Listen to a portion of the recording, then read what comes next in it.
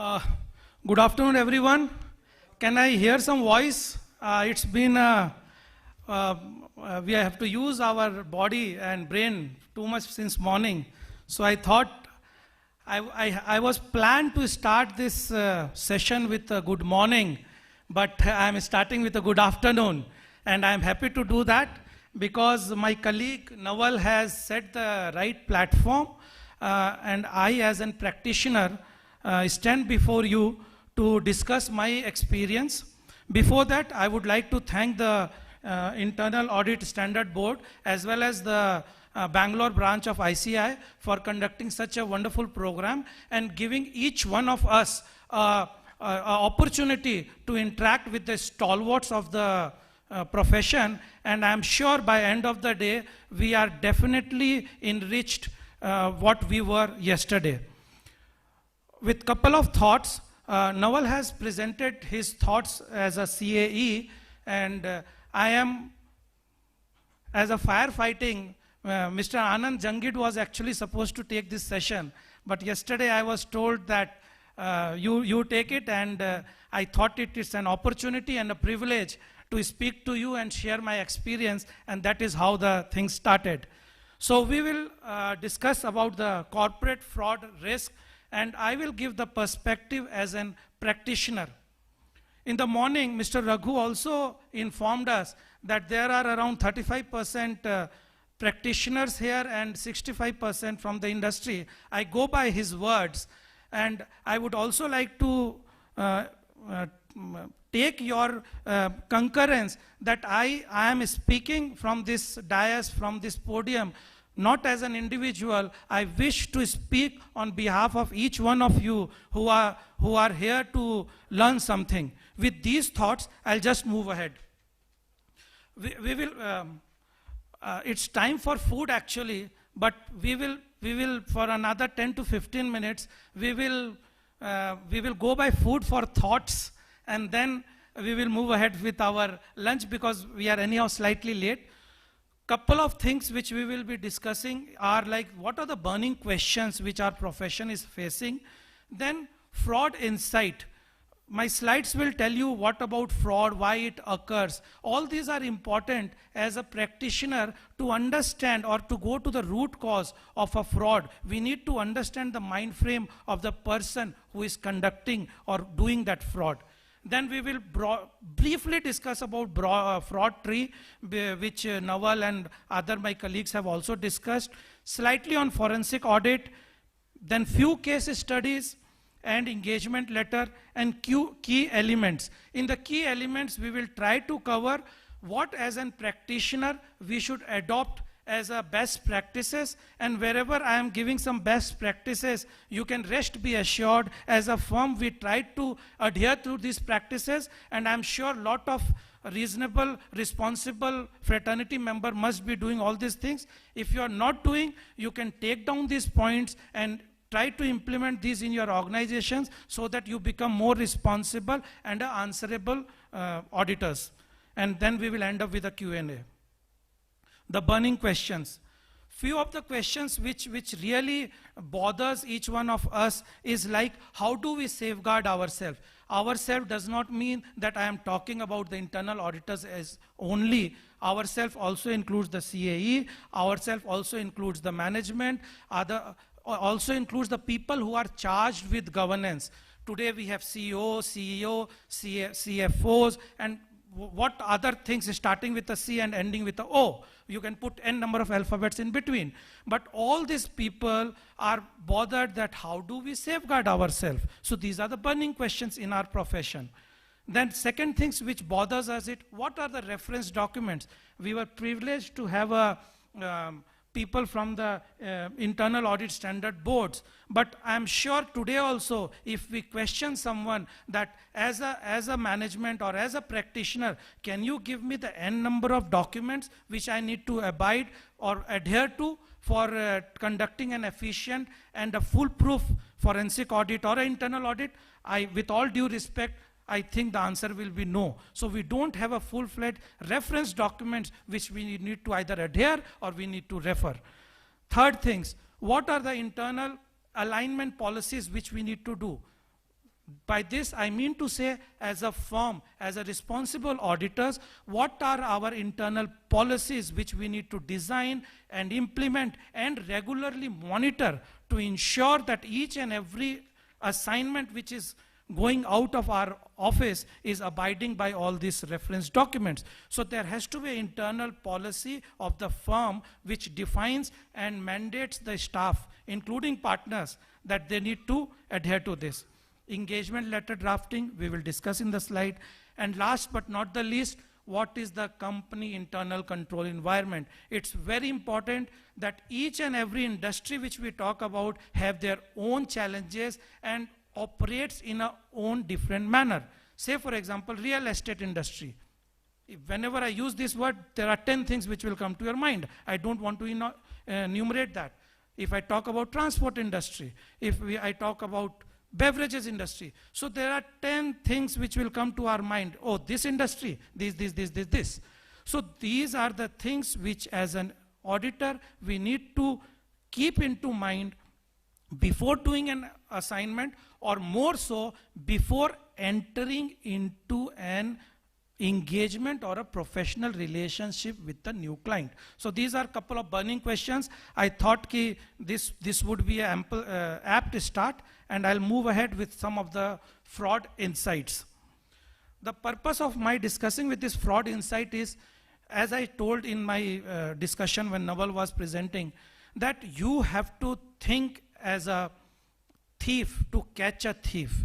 So these are the food for thoughts to identify people who may do a fraud. So this is not an exhaustive list. These are illustrative instances I am giving, but this will definitely trigger a burning desire in you to know more about it. To start with, why does occupational fraud occur? A, financial pressure.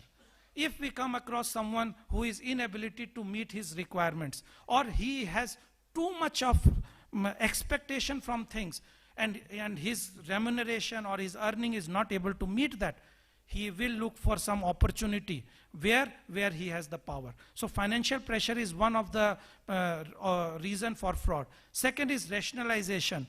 That means if he has borrowed more money, if he believes that I am entitled to more money, rather than performing well and earning more money, he will think that misutilizing his powers, he can do some fraud and earn money. These are basically reasons he gives to himself for doing fraud. And last one is the opportunity. This is very important. Method by which a crime is conducted and abuse of trust and position. This is the most important thing, opportunity he gets. What I was telling in my, when I was discussing with Naval also, that if you are sitting with the power in any of the unit, functional, location, plant, anywhere, if you see an opportunity that I can do this thing, I have the power to appoint X contractor and I will take a kickback.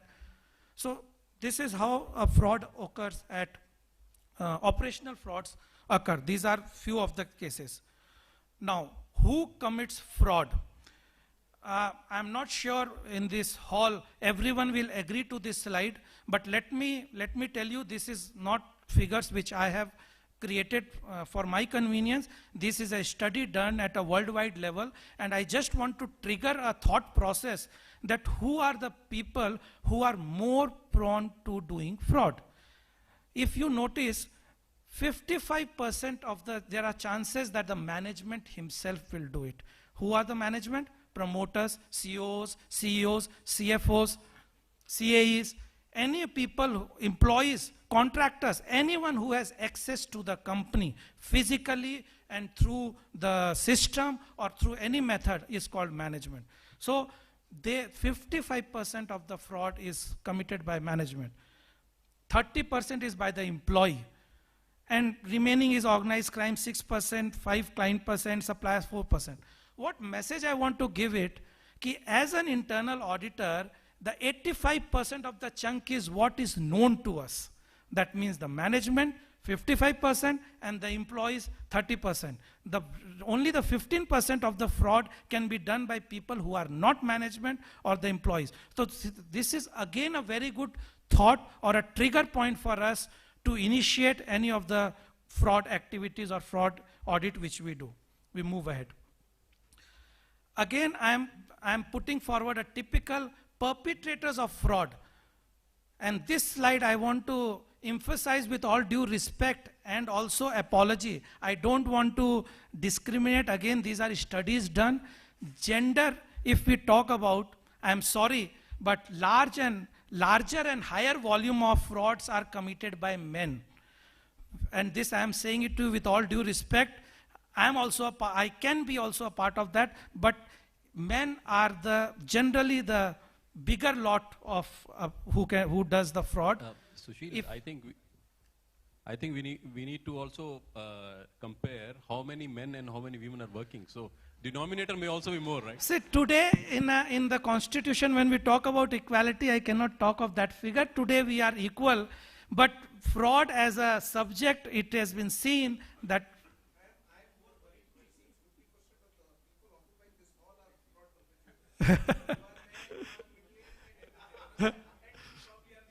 exactly, this is the thought process which we need to instigate or start. Like men, age if we talk about, it's generally the middle-aged people who typically does a fraud. Education, and this is very, if I can use the word shameful, when I'm saying this, that the more the level of education one attends, there are more chances of fraud being conducted by that individual. And I'm really sorry, but this is how the statistics and the study which is done has reflected. Criminal history, generally these are first-time offenders, and then it becomes a habit for them. Time spent in the organization, the longer you stay in the organization, there are more chances that you will do a more foolproof frauds because you know the in and out of the matter. And department, if I talk about, blindly we can say in this order, purchase, sales, accounts are the departments which are more fragile when we talk about frauds. So these are few things which I thought will be important for each one of us to understand how do we approach a corporate fraud or how do we identify the management's perspective. Now one more thought which I want to pass on as a practitioner. All these things I'm sharing with you because we as a practitioner try to do all these things in our assignments, and I thought it's an appropriate platform to share this with you.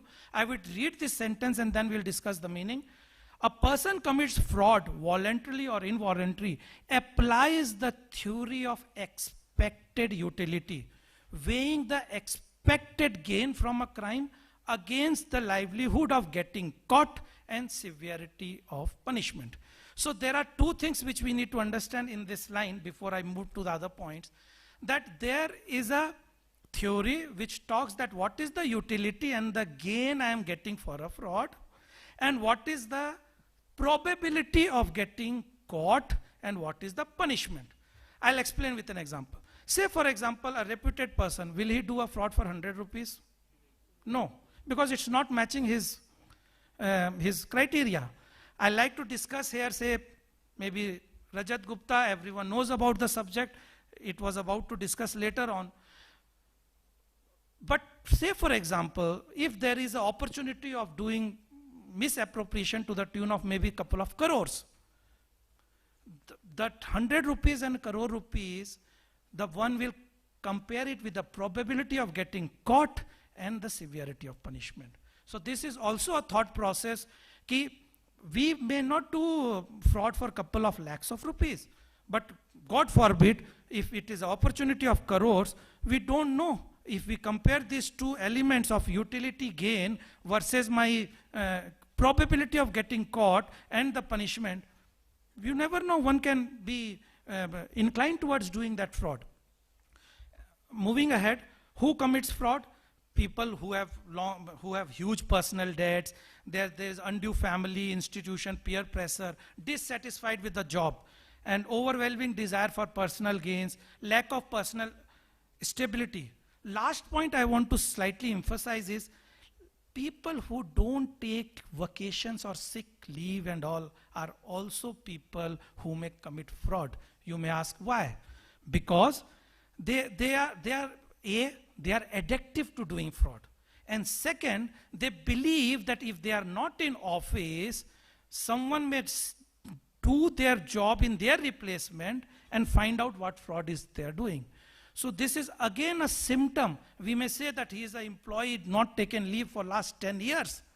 To my mind, it's not a good sign if he has not taken a leave for last 10 years. So, as Naval was also mentioning, there is a clear shift in perception about internal audit. There was a study done at a global level, and 58% of the people said that they have definitely an increase in the focus by the management for risk management. Now focus, why there is a focus? Because there is an increased level of scrutiny by the regulators and the government.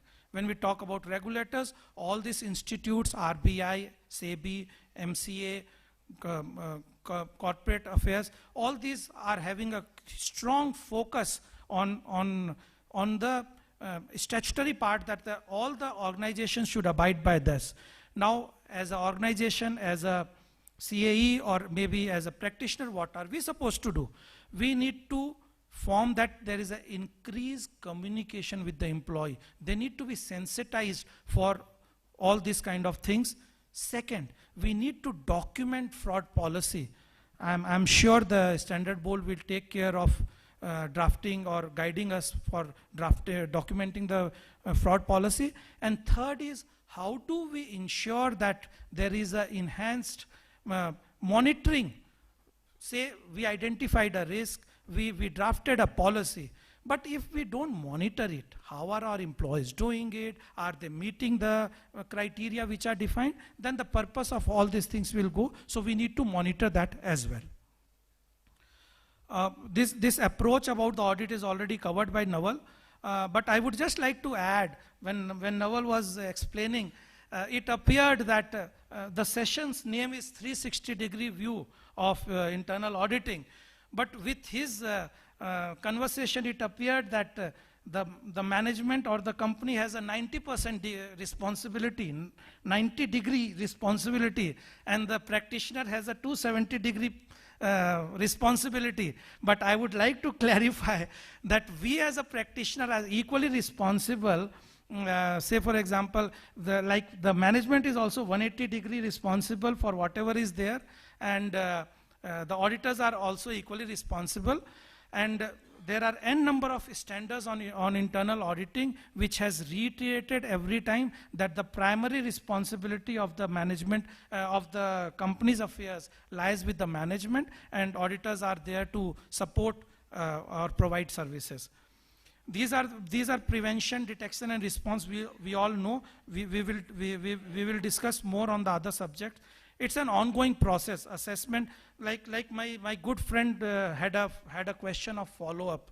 So I always question myself that when I have audited a organization and did a good comprehensive job, then why do that client need to call me again in the next year to do the same audit? If I have done my job and as per my good colleague, they have implemented everything, that means my services are not required for that organization in the subsequent year. But that is how it doesn't work. The organization will again call us. Why? Because the organizations are run by people. And take it from me, any software, whether it is SAP, Oracle, or ERP, Tally, anything which you talk about, softwares are good at its own place, but they will operate as efficiently as the person who is operating that software. So that is where our services will always be required by the management to... I would just like to add yeah, please. On this particular point, so we were not able to discuss that time. See, my personal experience says that follow-up and closure of actions, if it is managed within the organization, it is always better, because number one, you can do it on a monthly basis. You can keep reminding people. There are organizations, which have tools, automated tools. They will send reminders, keep sending reminders. if the due date is crossed, automatic reminder goes to his boss. So that kind of stuff is already available at very cheap, reasonable rates. And given that, it's always better to have a monthly follow-up rather than, an auditor will come after 6 months. By those 6 months, people actually forget. I have audited abroad and I have audited in India. Our attitude, and I include myself, is like, if we are driving a car, and if we don't see a traffic police, there is a high probability we'll jump the red light. So, the traffic police has to be there. So that is why I personally recommend that it should be within the organization on a monthly basis rather than a follow-up audit. Yes, follow-up audit can be done. As and when the plan comes, you can give an additional responsibility to the follow-up audit.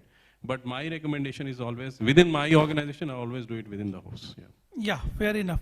In this slide, I just wish to add one point, that assessment, this design and implementation can be done by one set of practitioner, but evaluation of that should be done by someone else, so that there is an independence and there is a clarity that someone else has designed, implemented, and he himself is not checking his own work. So that's what I wish to add on in this slide.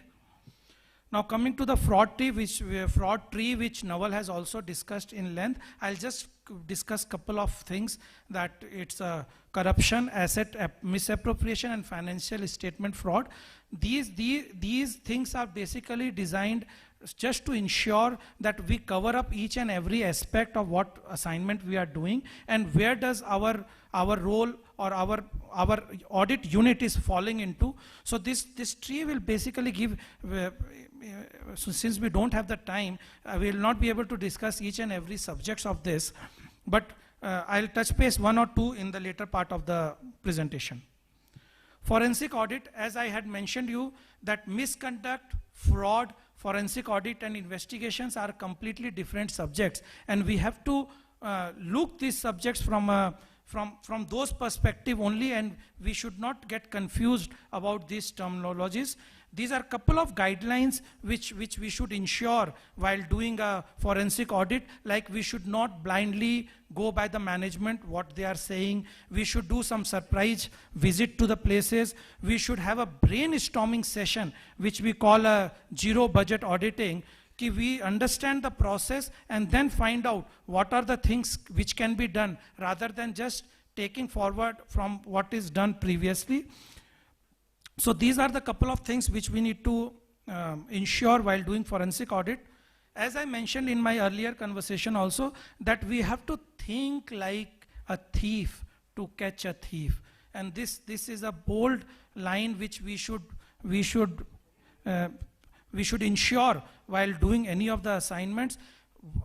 Till the time we start thinking the mentality, in the legal terminology it's called mens rea. That means the mental state of doing a crime. So we have to enter into that mens rea to identify what the person who are charged with governance, who are sitting at the managerial level or the management level can do. So this is a thought that we need to take care. Few of the case studies, I'll not go into detail.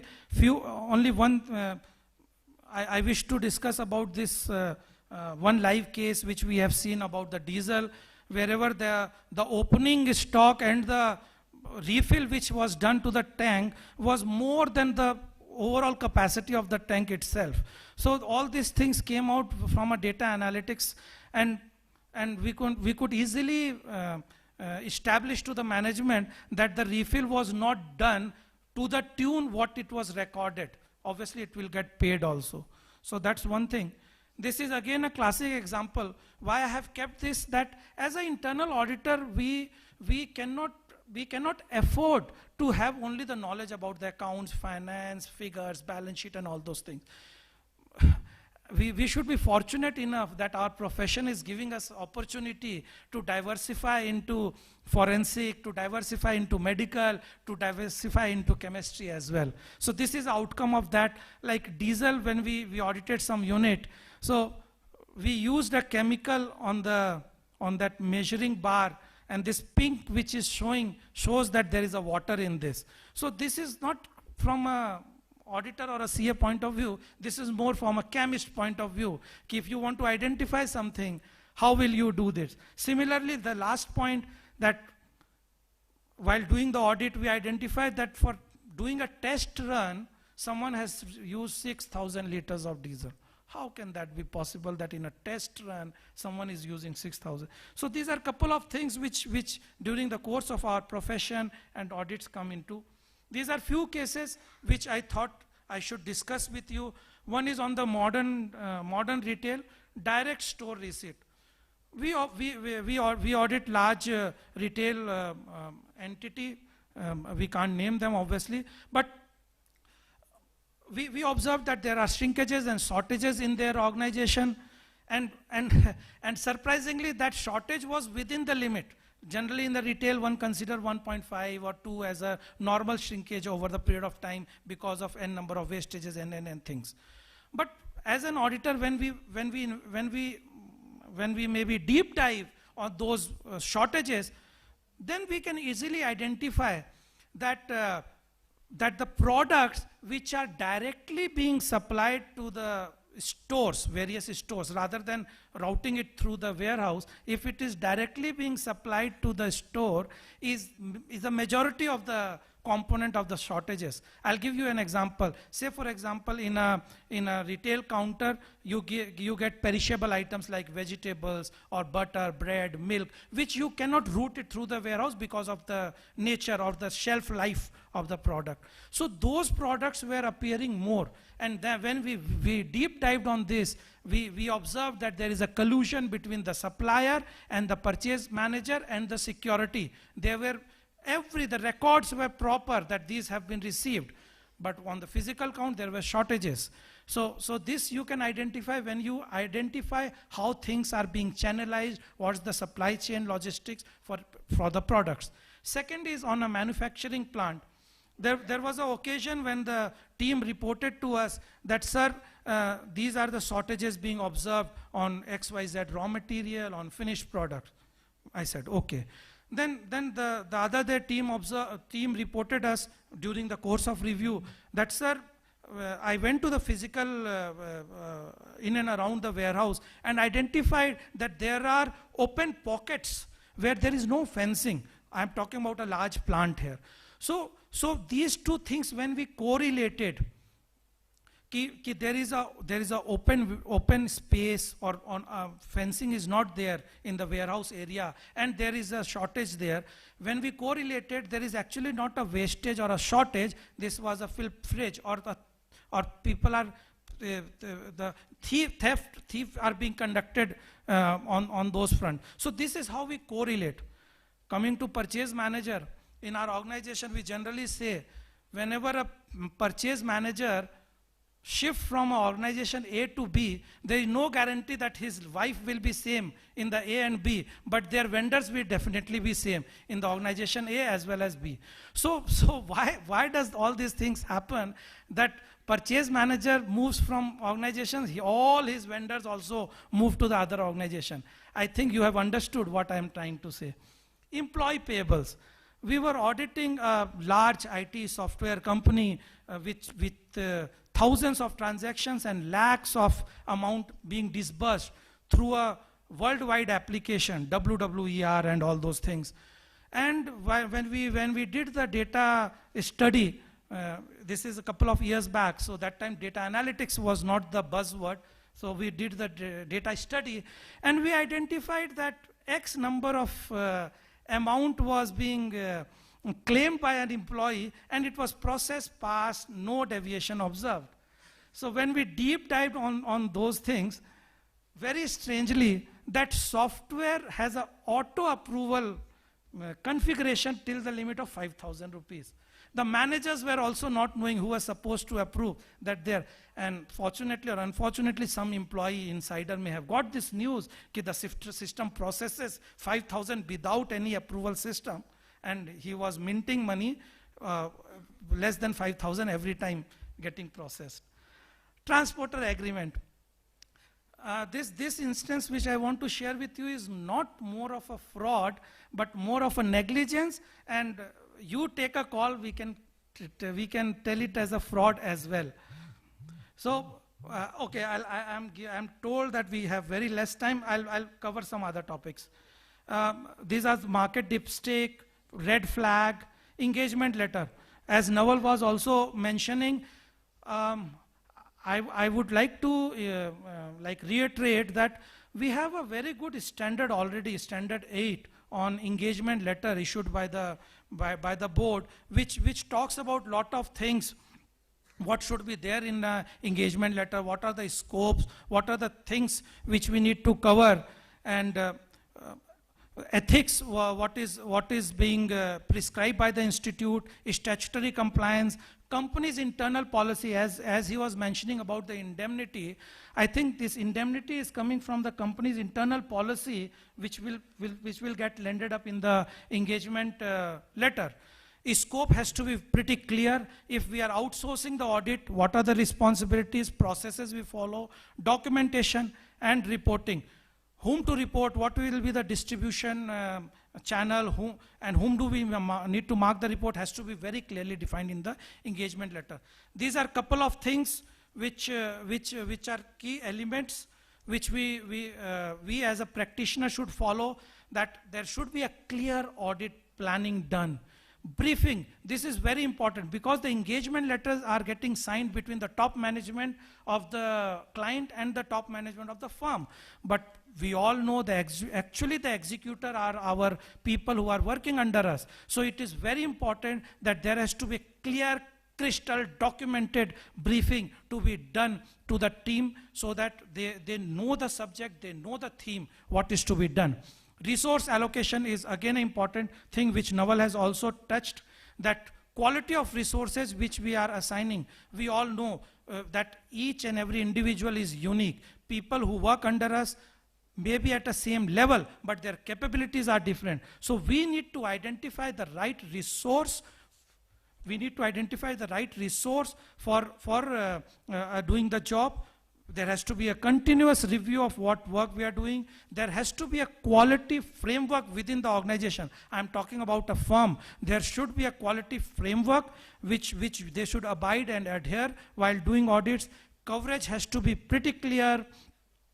Data accessibility should be given by the management. Free hand should be given. And there may be occasion in frauds, we may have to ask some data which is not related, but still we will expect the management to cooperate. Escalation metrics should be clear. Data sanctity is very important because if we get the right input, then only we can have a right output. Non-disclosure of agreements and report circulation. I'll come to the in-house, which is more to do with the firm, what they can do. On-board process. There has to be a clear-cut onboarding processes whenever we are taking people on board. What are the things they need to do? What are the confidentiality they need to maintain? All these things has to be there. Peer review should be there. Performance appraisal is very important because if there is someone wrong in your organization and you are not identifying the person in the right time, you are actually making a damage to the organization and to your client as well. So performance appraisal should be on the assignment basis is the best practice. Otherwise, you can do it on the monthly basis as well. Independent reading is something lot of organizations have adopted this before the report get published in the last stage. When everything is ready, just a dotted line has to be signed. Someone who is not related to audit should actually read that report and then give his views. Everything is okay or not. These things can be in terms of functionally or maybe grammatically or alignment, anything. So independent reading is the thing which good organizations have adopted. Again, reward and recognition. We can have a system whereby if there is some unique observation, value-adding, long value-adding observation being observed by a T1 article to a qualified person or to a manager, we should have some defined system in our organization to give them a reward or a recognition. Data security and retention is again a point which like we as a practitioner are supposed to retain data. Some regulation says 5 years, 8 years, 10 years. So we have to ensure that the data security and retention, both the physical as well as the soft copy data which we have should be properly arranged. Periodic training should be there. I had a very good example of periodic training. If you can allow me 2 minutes more, I'll just discuss that as well. It's not there in the slide. And yeah, we'll just wrap up. Skill upgradation, new courses. People had been suggesting us that we should do new courses time and again so that we upgrade ourselves. And by this, since the timing was pretty short, I tried to cover it, but still we can take up maybe a couple of questions, 1 or 2 questions, if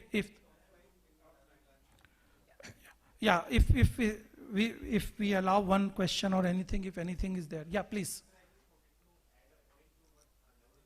Yeah.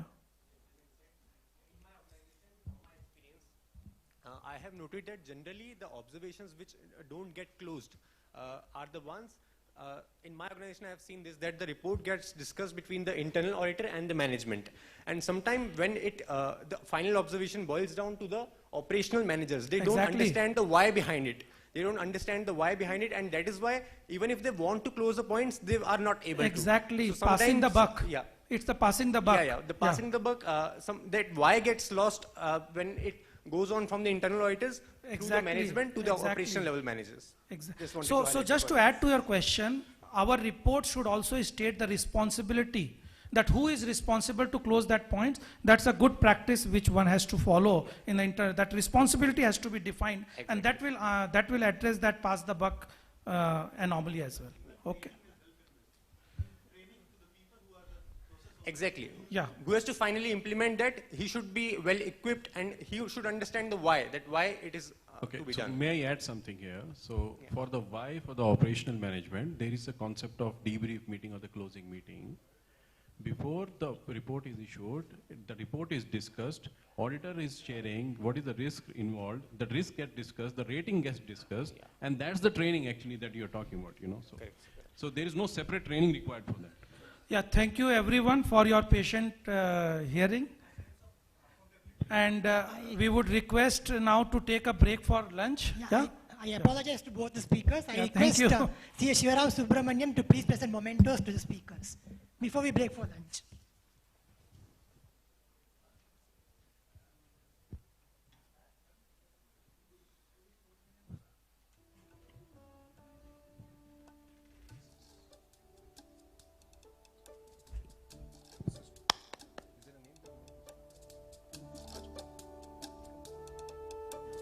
Please give them a round of applause. Sushil Kumar Bansal and Mr. Nawal Bajaj. We will now break for a 45 minutes lunch break. I request everyone to be back by 2:30 and help reduce the time lag which has already been there.